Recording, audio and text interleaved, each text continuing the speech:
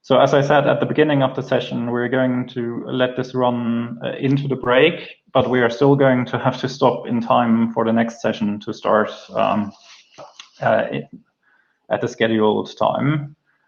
And Simon has indicated that he wants questions throughout, so I'll stay around and interrupt occasionally, I guess. And I think Ben is also here. Okay, so welcome Simon and Ben.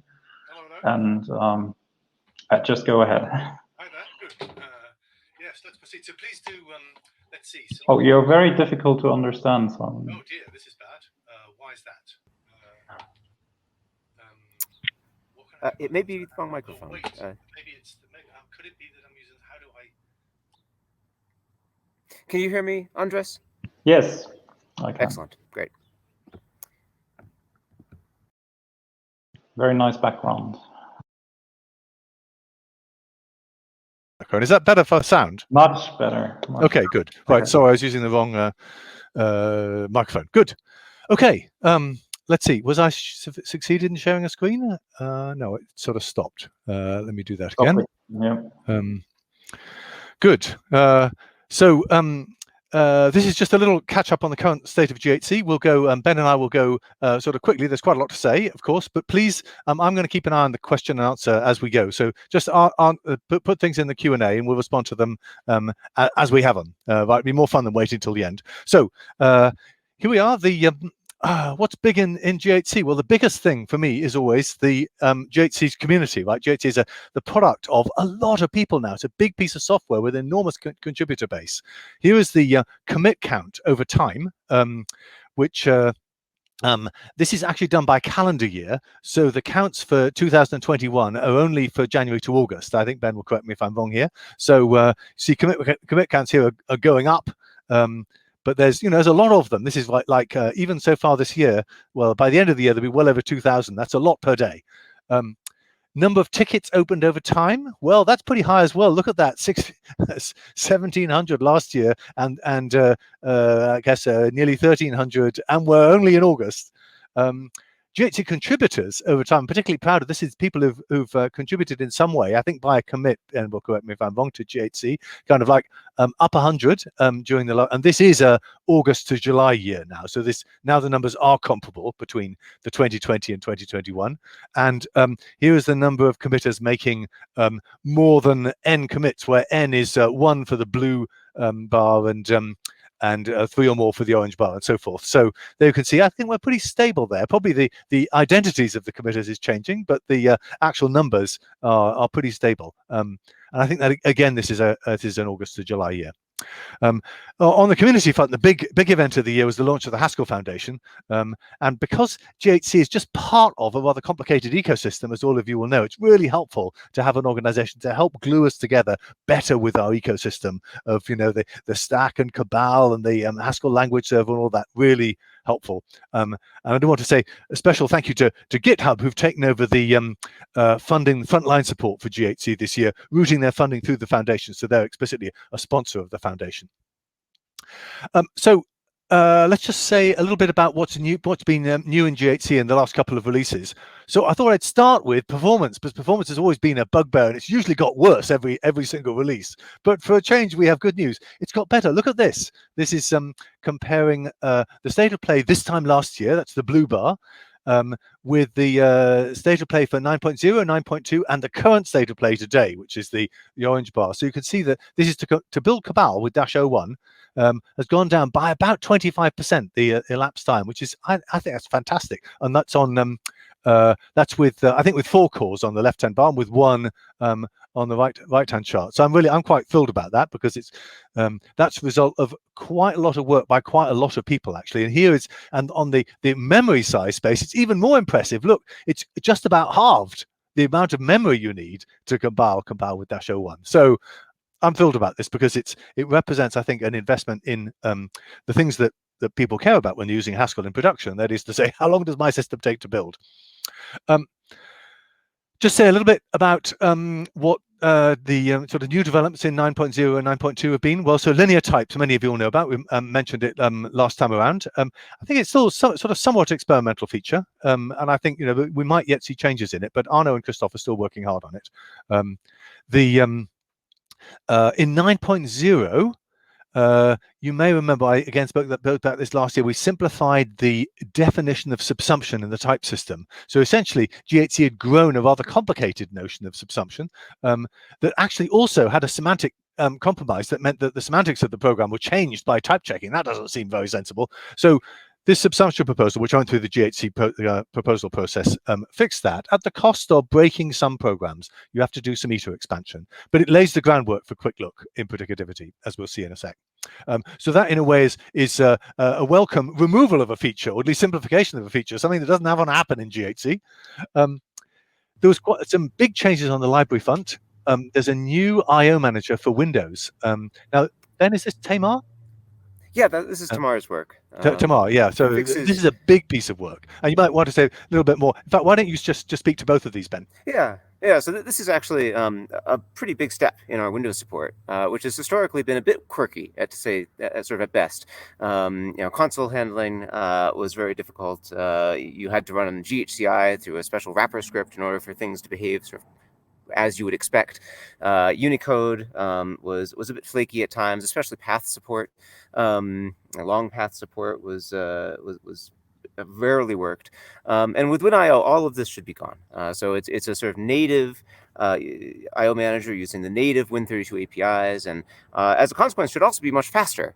So if you are using GHC or compiled programs in a server environment with sort of a high throughput requirement, then you'll notice a pretty dramatic uptake, I think, in your overall throughput. And then GHC Big Num is sort of on a much different note.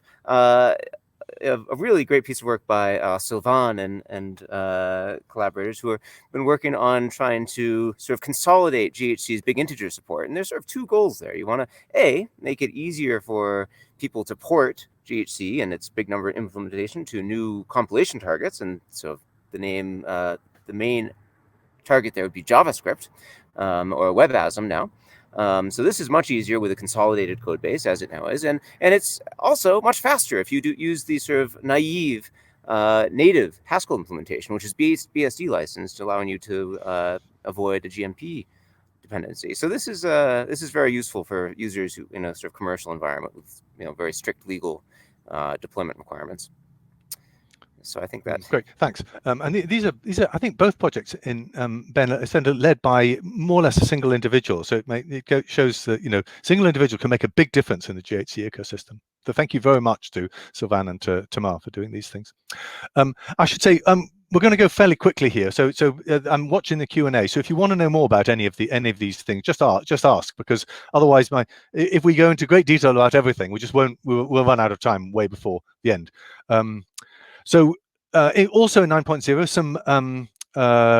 some GHC proposals got implemented. So in particular, overloaded quotes, which Matthew Pickering implemented, some better code layout, which I think just gives faster runtimes and better cache behavior.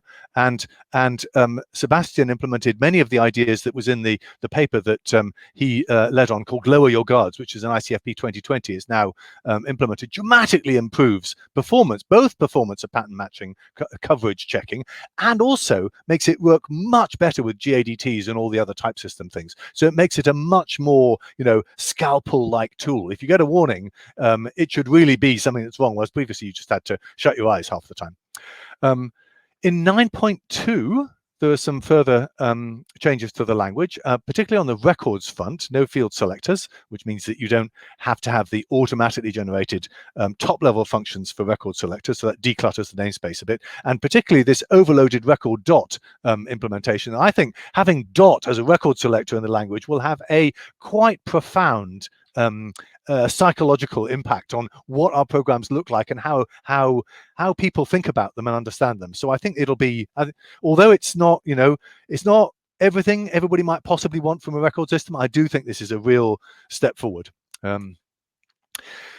There's again a GHC proposal on unlifted data types. You can now declare a data type, an algebraic data type, to be unlifted. That means to say it does not contain bottom. That means to say that everything involving that data type is done call by value. That's a very nice additional piece of expressiveness.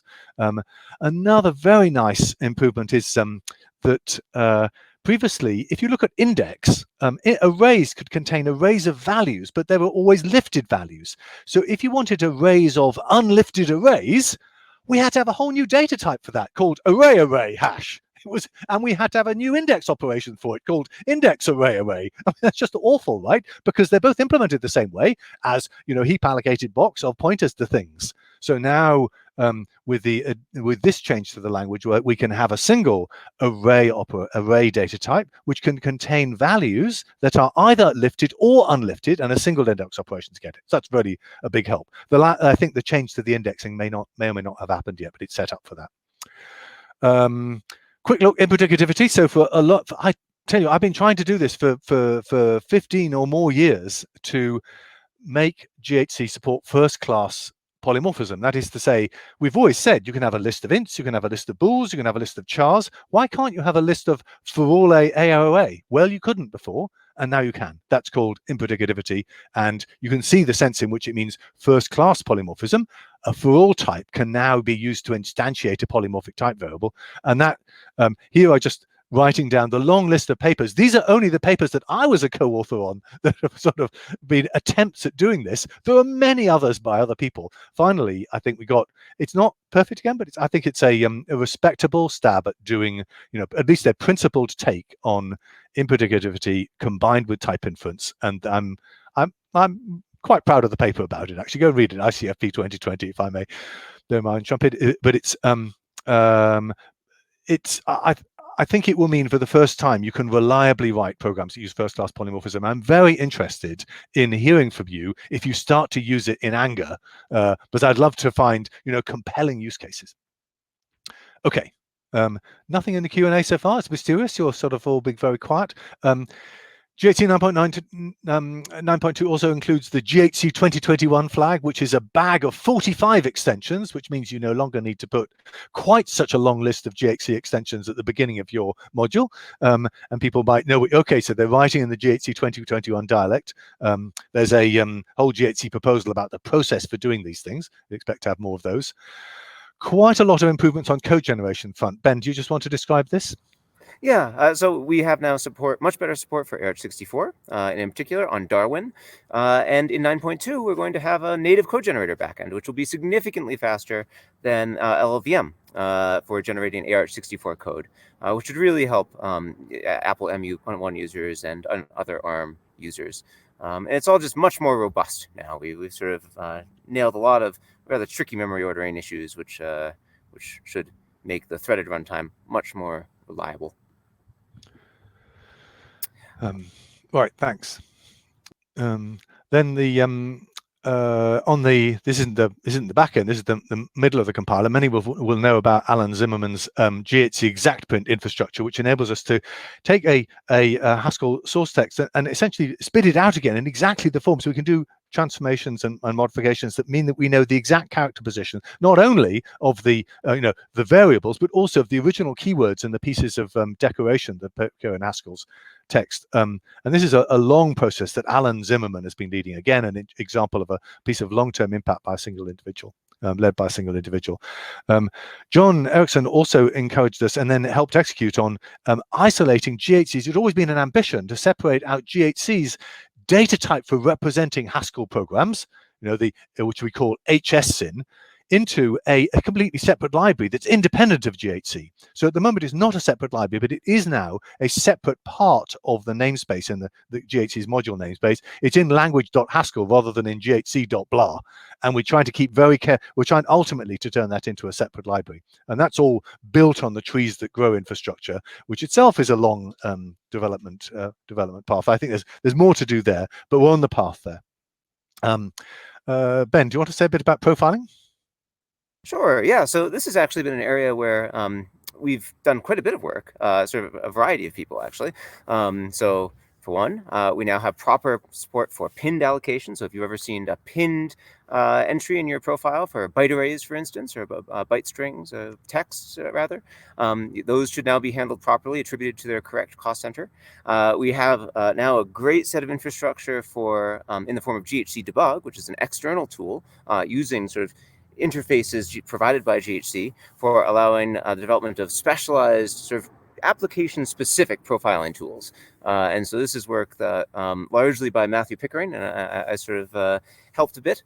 And that should be really great. We've actually found it to be very, very useful in GHC itself to try to figure out where our own thunk leaks and unnecessary thunk allocations were arising from.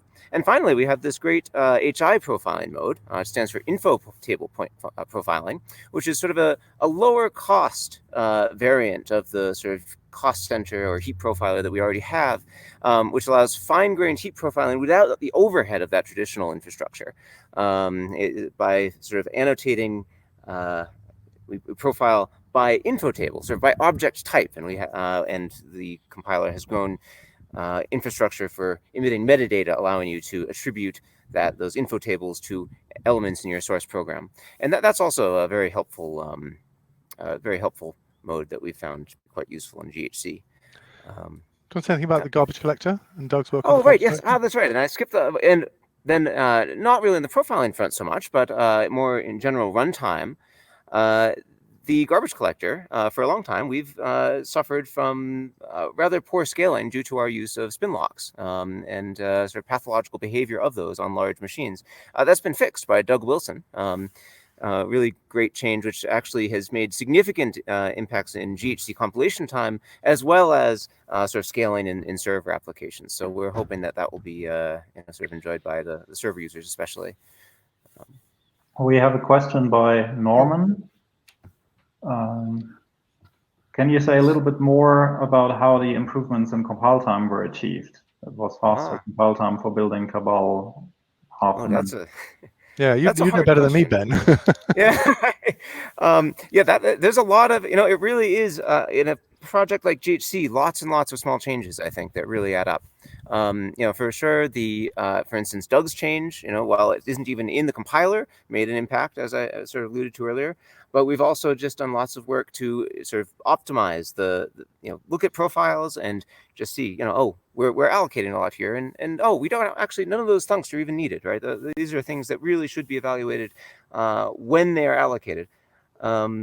And so this is you just do that, look at the first entry in the profile, the second entry. It really is just like optimizing any other Haskell program.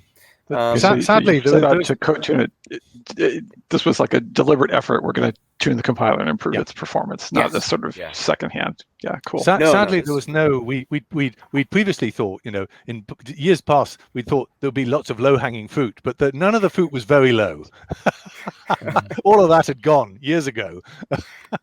There was a second class of work, which was some people occasionally report programs. Indeed, we got quite a large collection of them that show egregiously bad compilation time behavior. Where clearly something non-linear is going on, particularly in the optimizer. And I bear the scars of this. I spent a long time trying to figure out why things are going bad here. And there were some significant changes there. So as well as average times improving, I think several extrema have got much better. Nice. Wouldn't you say that even some of the developments that you mentioned, like GHC debug and the HI profiling, have at least partially been motivated specifically by improving GHC itself? Absolutely. Yeah. No, I mean, this is in a program as large as GHC, it can be rather hard to make sense of profiles. And especially when those profiles are actually changing the behavior of the program that you're trying to measure, as the cost center profiler does. So, HI profiling has been very, very helpful in getting a better sense of what the actual cost structure of the compiler is. Okay. There's also a question by Christian. Does Christian want to read it himself? Yeah, sure. So does the improvement to GHC mean that I no longer need to limit the number of threads participating in garbage collection on large machines? Okay. Yeah, it really depends. I would just say measure. there are cases still where synchronization is always going to be expensive. We do it more efficiently now, but it is still expensive. And if you have 32 kilobytes of allocations that 32 cores are trying to all collect, that's not going to be a very great it's not going to lead to a very efficient runtime. But if you have a large nursery and you have lots of cores, then it might make sense to actually use all of those cores for GC. Do report back when you It's find probably out. time to try it again is the conclusion. Yeah. Have another go. That's right. On the GHCI front, Loiters made the bytecode interpreter support more of GHC, particularly unboxed tuples, I think was a big thing. So that was that's very helpful. And Roland Sem has worked quite a bit on the GHCI debugger, which I'd like to call out here that anybody listening, anybody who's interested in debugging Haskell programs, the debugger could really do with some love, right? And Roland has been giving it love, but he's sort of a bit on his own. So I think he'd love to have colleagues to help there. And it's a bit, the debugger has never, for a long time, has lacked a champion, somebody who really understands it and makes it better. So please, could you be that champion? That would be great. Let's see, here's a quick skirmish through, that's 9.0 and 9.2. Quick skirmish through things that are sort of ongoing at the moment, that are kind of in the pipeline, as it were. And this is even quicker than the things we've been talking about. Sebastian's has been working very, very consistently, actually, over time on better analysis, strictness analysis, demand analysis, and CPR analysis and boxity analysis. Now, there's lots of stuff that Sebastian's been working on. Andreas has been working on some back-end stuff, particularly noting that in some performance-critical code, we sometimes have got trees with strict fields, but we're nevertheless executing redundant instructions to do tag checks. He's working on eliminating those. That turns out would make a measurable, quite significant, like 10 or 15% improvement in execution time in some of these critical loops if we can do that. Some of you will notice that programs that use a lot of type families compile very slowly, and that's because we maintain all of those proofs that the type checker generates right the way through compilation. And I was working on some way to elide those in type family heavy programs. Divan and Matthew are working on improving parallelism in compilation. Well, quite a bunch of other people. I think there's a whole talk that Jeff Young is giving later with Richard about making GHC run faster, I think. Is there anything else to say here? No, I think then Alfredo's been leading a project with Richard on turning GHC's error messages at the moment are really strings. They're not quite strings, they're these SDoc things, but they're basically unanalyzable except by some kind of, like something that's akin to screen scraping. So what we're doing over time, but actually it's going quite quickly at the moment, is to turn all those error messages into constructors of an algebraic data type or a collection of algebraic data types. That's an ongoing project for which more people can help with, because there's a lot of error messages. So now the pattern is established, other people can help with saying, I'll do the ones for the renamer or for part of the renamer. That would be really helpful. Ben, do you want to say a bit about this, how I could reinstall a bit GHC? Sure. So a lot of these developer experience tasks really come down to how can we better integrate HLS and IDEs in general into GHC and make them sort of first-class citizens. And Zubin has been working on two facets of this. So the first here, we're trying to move Haddock name resolution, which currently lives in the Haddock executable in the Haddock library, into GHC proper, and then allow those names to actually be encoded along with the documentation in interface files, such that a user like HLS only needs to link against GHC to actually get full documentation, including like the hyperlinks within that text. And so that will allow really great documentation experience. You'll be able to mouse over an identifier and get its documentation, and click on a link to a related identifier and that sort of thing, what you'd expect from a sort of modern IDE experience. And secondly, one of the sort of tricky bits about GHC's installation or deployment model currently is that really the GHC library, the library that the compiler is built upon, is actually kind of the root of the package database, and you can't really reinstall it in any meaningful sense. You cannot type cabal install GHC and expect it to do something useful. We're trying to change that, and that actually makes it much easier, again, for users like HLS and other API users, which may want to decouple the versions of libraries, like core libraries like containers or text from those used by GHC. And also it allows us to do things like shrink the bin dist size, since we no longer necessarily need to ship profiled versions of the GHC library or other core libraries, since all these things can be, again, built by the user when they're needed. So that's a really nice, that'll be a nice improvement as well.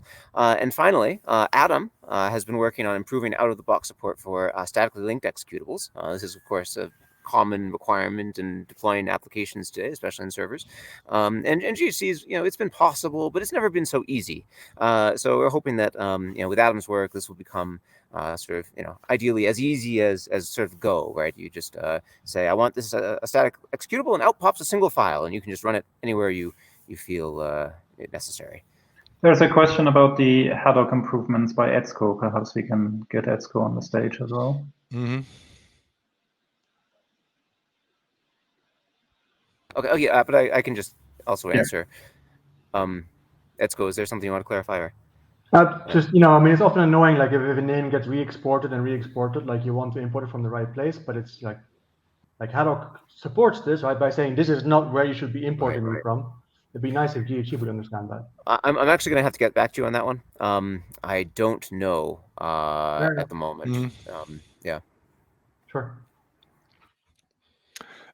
You can carry on, Ben. Yeah. Sure. Andreas, I'm conscious that we're sort of probably coming to the end of our original time slot. No, you may not have heard that in the beginning. I said that we basically can use the entire break, but not more than that. Yes. Where does that take us to? That means we still have 25 minutes. Okay, great. Okay. So keep going rapidly. Yeah. So, right, another of these sort of in the pipeline projects is sort of a deprecation and an eventual removal of the make-build system. We'll come back to that later in this talk. So we'll sort of leave that for now. But, let it suffice to say that we could really use help in this regard. So if you do have some time or inclination, please look at the make removal milestone in GitLab. And there are plenty of, sort of low-hanging fruit tasks that I think would be easy to pick up. Andreas has been working with Hazura to help enable native statistical profiling support. There's a blog post on the Well-Typed blog about this a few weeks ago. We've sort of, it's a rather tricky situation, but we're trying to work through, what is the best way, most usable way to introduce native statistical profiling support. In particular, the LLVM backend, actually, it turns out, is rather hairy, since it requires, LLVM really wants control over the stack, and that's something that we've still trying to work out how to deal with. But if you do have LLVM experience or know a fair bit about LLVM's internals, then do get in touch. We want to know what's possible and what is not here. Alex Dudarenko has been working on improving code generation for non-allocating case alternatives, and this is another of these cases that if you in tight inner loops can really make a big difference. Sort of eliminate one instruction per one branch per loop cycle in many cases. And Simon, you want me to continue? Yeah, keep going. Yeah. So John and Sylvain have are continuing with this. At this point, I think three or so year long journey to improve GHC's cross-compilation story. And at this point, we're actually getting very close, I think, to having a runtime retargetable compiler. So, maybe by this time next year, perhaps, we'll be able to sort of be talking about how you can pass a -- target flag to GHC, and it will, sort of produce an ARM executable on x86. We'll have to see. I don't want to put words in Sylvain's mouth, but we're getting quite close. The design is at least quite clear now. As mentioned earlier, Tweag is continuing work on linear types and sort of pushing linearity further down the compilation pipeline, allowing us to be more certain of linearity preservation in core. Sven has been working on two rather exciting sort of user-facing features. So for one, unwinding infrastructure for the Haskell stack that is sort of not dependent upon the architecture or things like Dwarf. So allowing anyone with a Haskell program to be able to unwind the stack and therefore derive a backtrace of the current state of their program. And that fits really nicely with another piece of work that he's been undertaking, which is prototyping the backtraces in exceptions proposal. And that's something that, again, has been sort of a long-standing paper cut in our developer experience that I hope we'll be able to resolve in the near future. And Hecate has continued to do great work in facilitating documentation, and has also picked up work in maintaining Haddock, which has sort of been had not a lack of maintenance, but certainly a more it's more active now than it has been in a very long time, which is really great to see. I think the next slide, Great. then, Simon. Yes, I think then we also wondered whether this is a good moment for anybody who's in the audience here who's got stuff that they're working on that they just like to share with other people. Just sort of stick your hand up, or maybe you type a question in the Q&A, say I have something, and we can Andreas can promote you to tell us about it. But I'm struck by looking at this list, just going through this, I was preparing for this talk, what a large proportion of all the stuff that people are working on is to do with the ecosystem rather than do with the core language itself, or even its optimization pipeline. It's to do with how to do targets or cross compilations, or working on different machines or in different environments, or interacting with different tools like the Haskell language server, or dealing with exceptions or backtraces. Or it's striking, and this of course are all driven by user needs. So I think it's a sign of maturity, but it's a striking difference, I think, between this and maybe the same talk 2 or 3 years ago. Anybody want to offer anything?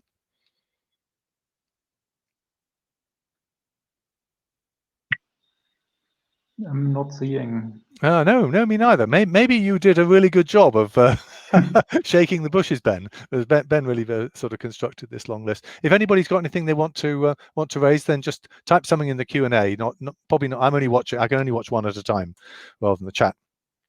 While you're doing that, let me just say very quickly about the GHC proposal process. You will know all about this. This is how new user-facing features end up in GHC. It's been it's something that everybody has to follow, myself included. And here's some quick statistics about it. We've had nearly 400 proposals now, compared to in total 330 last time. So another, what does that mean? 63 this year alone. Quite a few of those are under discussion. Similar number actually in the under discussion framework that were a few years ago. Some being reviewed by the committee, 9 at the moment. Overall, 92 have been accepted compared to 75 last year. A couple more have been rejected, and surprisingly, only 2 more have been implemented. That is what the website says, but it seems a little bit low. But maybe, guys, everyone listening to this, get on and implement some of these things. We know what's happening. I can't accept all these things, then have them unimplemented. Here's just a list of what was accepted in the last year, very quickly. Quite one about process, the GHC 2021, indeed 20X framework. Quite a few about syntax, you can see listed here. A few about types, of which probably most are kind of filling out the envelope gently, but the big one is support for the design of dependent types. Is a proposal you might be interested to read, because it includes a fairly fleshed out description of a sort of roadmap for the direction in which we might fill out GHC in the coming time. There'll be subsequent proposals to give details of that. A couple of things about primitive operations, including something for delimited continuations that feeds into, I think that may be part of this stack unwinding thing, or related to it, and something that Christian proposed, an opaque pragmatism, has a particularly relevant for Clash, but I think be useful for other people as well. I can put some clarification on the proposal status on the chat. Perhaps he wants to put that in the live stream as well. Joachim, do you want to come on stage?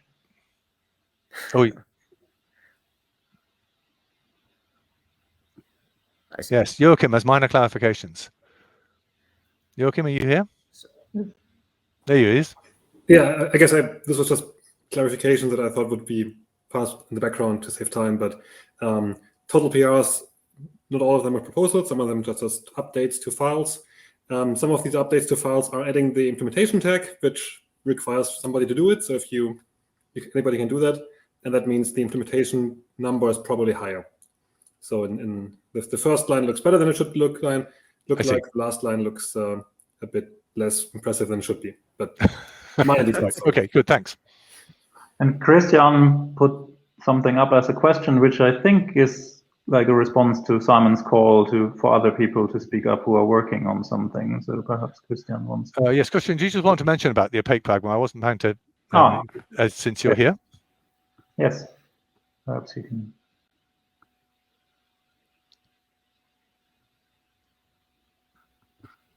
Can you promote him? I cannot, but Ning Ning can. Ah. She's doing that in the background. Right. But otherwise, we'll just highlight Yes. it. Yeah. Oh, there he is. Oh yeah. Okay. Yeah. This is just responding to Simon's call to tell people what I'm working on. So it's the opaque pragma, and it's if you really want GHC to leave your function applications alone, then you have to add a opaque annotation to the function that's called. There are some corner cases where GHC still touched it, and opaque will make sure that it really doesn't. That's useful when you've got sort of something that isn't quite an FFI call, but it's something which you're going to implement separately.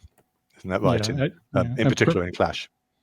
Yeah, maybe also for rule matching, if you don't want a rewrite rule to not fire because it got replaced by a specialized version of a function.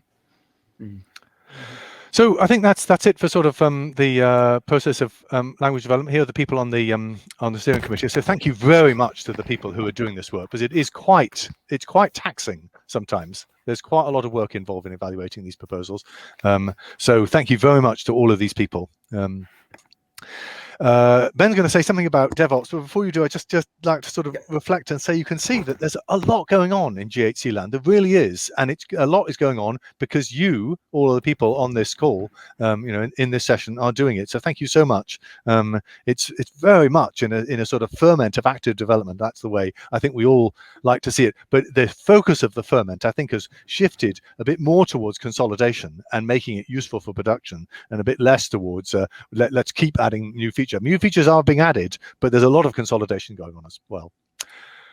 DevOps stuff, Ben. Yes. All right. So next slide, if you can, Simon. Yes. All right. So this year has actually been. I don't think there has been a year in my memory that we've had more GHC releases in 12 months than the last, and that's not necessarily a bad thing. But I will say that we would like to reduce this number again. So really, this all began with GHC 8.10, and really just going back a bit further, 8.10.1, where we looked at the roadmap of Apple's M1 hardware, and we said it really is important that we start to prioritize ARM and ensure that GHC can utilize this new hardware and run on this new hardware, since a lot of our users do use Darwin. And so we sort of started the 8.10 series with the expectation that, we're going to try to start releasing a compiler in get a good release out there, and then we'll backport our ARM, some form of ARM support when M1 is available, and we've sort of stabilized the ARM Darwin support after the 8.10.1 release. And so that actually happened in 8.10.5. There were a few releases prior to that. Windows has been another area where we've been trying to sort of improve things. And so there's been quite a bit of work to stabilize the linker and GHCI experience on Windows. So we had 8.10.3, largely Windows and ARM related things. 9.0.1, which was admittedly, it was so we have this time-based release cycle, and as I'll discuss later, it's been challenging to keep up. So it was an imperfect release, I would say, at best. It had quite a few performance regressions and a few bugs that you cannot catch all bugs, but arguably it could have been better, and I think that it's something that we're going to have to improve in the future. So we've been sort of quietly advising people to stick with 8.10.0 or the 8.10 series until 9.0.2 is out, since many of the issues that we saw in 9.0 were actually ARM issues that we also had to fix in 8.10. So what we've been doing up until very, very recently has been focusing on 8.10, trying to get all of those issues that we've found in ARM and the Darwin support, our new Darwin support, ironed out, and then with the intent of then backporting them, turning our focus to 9.0, backporting them all to 9.0, and then to 9.2. And so that's where we are currently. So we had 8.10.4, just more stability fixes. 8.10.5, we finally introduced Apple support on ARM, and then 8.10.6, and then very, very soon, 8.10.7 will hopefully be actually, next slide, Simon, if you can. There we are. The end of the road. We're hoping for 8.10, and this is I think the first time we've hit a 0.7 release, and I hope it's the last in quite a while. But we do have at this point a pretty good story on Darwin, I think, ARM Darwin. With 8.10.7, and moreover, this is sort of one of the sort of reasons why we've had the 8.10.5, 6, and 7 have all been due to various quirks of binary distribution production. And that is because we've actually been working towards moving away from the make build system on Darwin and Windows for a release now, but now with 8.10 also on Darwin, to Hadrian, which is our new build system, which allows us to do a number of things to improve binary. Thank you. Our binary distributions. Yeah, that's all right. So we have by the way, 10 minutes to go. Okay, yep. So coming soon, 9.2.1 and RC will be out perhaps today, actually, and with 9.0.2 shortly thereafter. So that will introduce, again, ARM Darwin support in the 9.0 series and fix many of the bugs and performance regressions that we've seen in 9.0.1. Next slide. So what to do about 9.4? So as I sort of mentioned, the keeping up with the release schedule has been challenging. Right now we have essentially 4 active branches, 8.10, 9.0, 9.2, and master. And that's a lot of backporting, a lot of work that needs to be done. And a lot of juggling to see, has this bug been fixed in which branches has bug A, B, and C been fixed in, and making sure that they're all fixed consistently.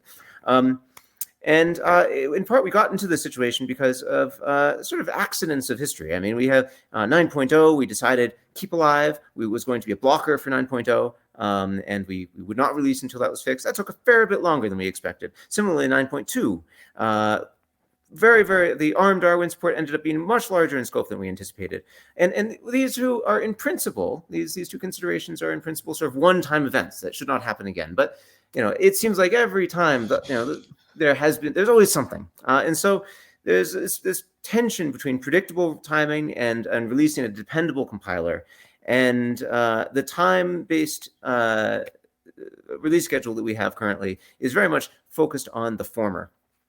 And I'm this sort of general concern at this point that it may be too much towards the former, because we haven't even been maintaining predictable timing. We've not even delivered in that first goal. So the plan that we sort of that I'm thinking might be appropriate at this point would be to try adhering for one more cycle, trying very, very hard to stick to the release schedule as proposed, and then if there's yet another thing unexpectedly pops up, then we can reconsider the schedule. Andreas asks whether we might consider a more Rust-like release model, whatever that is. Yeah, I think that sounds difficult in our case. Rust has a very fast release cycle. At the moment, I don't necessarily, and they also have quite a different story towards stability of interfaces and of the compiler itself. So it's an interesting idea, something that we could discuss, but I think it would be, there are questions that need to be answered there. So, right, as I sort of made reference to earlier, we're finally moving away from make, and this has been 5 years coming at least. As of 9.2, Hadrian will be used to produce the Windows and Darwin release artifacts, and this is great because it allows us to eliminate the make build system, which has been a maintenance challenge, and especially when you have to maintain then Hadrian on top of it. It's been a lot of work. So with the goal here, 9.4, make is gone. We will see. But there's lots of work to be done. So if you want to help in this, please, do look at the make removal milestone on GitLab in the GHC project. There are lots of issues there. Lots of them don't require a whole lot of knowledge of the compiler, and we'd be happy to help, get people sort of up to speed there. If you are a GHC developer already, as you probably are if you're here, then please, we could use your feedback. If you use make, please try using Hadrian. And if something doesn't work or something doesn't work as you'd expect it to or like it to, just open a ticket, and we can try to address that. But do know that make the days are numbered. So it's worth worth offering your feedback now. So in addition, our CI infrastructure continues to grow. We at this point have, I think, nearly 12.5 sort of routine validation jobs, and that's great because it does allow us to catch more bugs. It's also more work, and if we have volunteers to help cover sort of the especially configurations that we don't yet cover, and you'll see the blanks in this chart sort of point to those. Then please be in touch.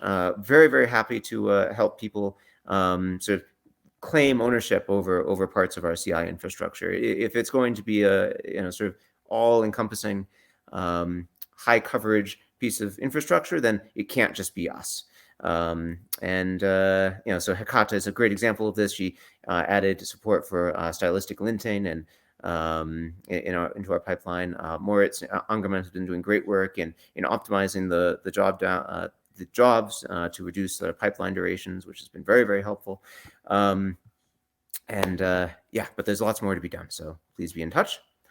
As always, we're greatly indebted to our sponsors. We have Packet, a hosting provider who's been very, very generous in providing compute capacity for us. SimSpace has offered some Darwin machines. Azure now supports us for cloud capacity, and Moritz as well has been very, very generous in providing us with Darwin and Linux capacity. And sort of lastly, Simon at the sort of the beginning of this talk laid out some of the improvements that we've been making in the area of compiler performance, and it's great that we can make these improvements, but we also really want to make sure that we don't lose them to changes, and that's something that you have to actively try to ensure that performance does not regress. And so we've been making a conscious effort here to try to improve our infrastructure in this area, and largely due to Matt Pickering again, we have now a really great dashboard for monitoring compiler performance using the various data sources that we've developed in our CI infrastructure. So head.hackage now provides compile time statistics, and NoFib and a GHC test suite give us both runtime and compile time statistics. And these are all plottable and analyzable via a nice interface, Grafana now. So that's been very, very helpful. And in the next sort of step, the next logical evolution of this infrastructure is going to be then to expand a little bit further the head.hackage infrastructure to then run a very small fraction of our runtime benchmarks. So for instance, vector and text and byte string are all important enough packages that we really want to make sure that they don't regress in runtime, and record those in the same sort of format, and integrate those into our dashboard and monitoring. Yeah, because we have sometimes found when we make a release and somebody says, "Oh, but text has got much slower on this benchmark." Yes. We think, "Oh, I wish I'd known that earlier." Or indeed, I wish I'd known that around the commit that caused it to happen. Yeah. So again, this is an area where help if you have some time and DevOps experience, or even not, please be in touch. We're happy to get you up to speed and allow you to contribute. So there we are. 3 minutes ago. Any questions or observations from anyone? Because I think that's all we had to say. But I do want to stress again. You can see how much is going on in this space, and it's all being done by volunteers. There's very few. There's a lot of coordination, a lot of volunteers putting a lot of time in, and we're so grateful to you. And it's and I think it's a shared endeavor that is really paying off. People are using Haskell for big mission critical applications, and they can only do that because you're putting in all this work. Thank you. Yeah, let me also join thanking all the contributors and all the sponsors, but let's not forget also thanking Ben and Simon, who are not just like implementing lots of new features themselves, but also doing an incredible amount of work year after year, coordinating all this and making it possible. So thank you for the impressive overview. That's great, thanks. I spend a lot of time in code review these days rather than writing code. Yes, but even that, I mean, it's always like, somebody posts a rather complicated issue, and 20 minutes later there is a detailed analysis by you. I honestly don't know how you do it, but it's great. Thank you. All right.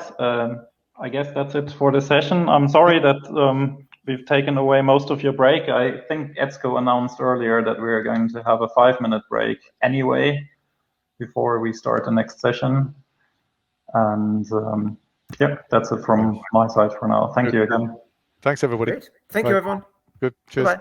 So yes, we're going to. Oh, did Nina already do it? Yes, we're going to take a break for like 5 minutes, and our next session will start in 5 minutes. So thank you everyone for joining this session. In the chat.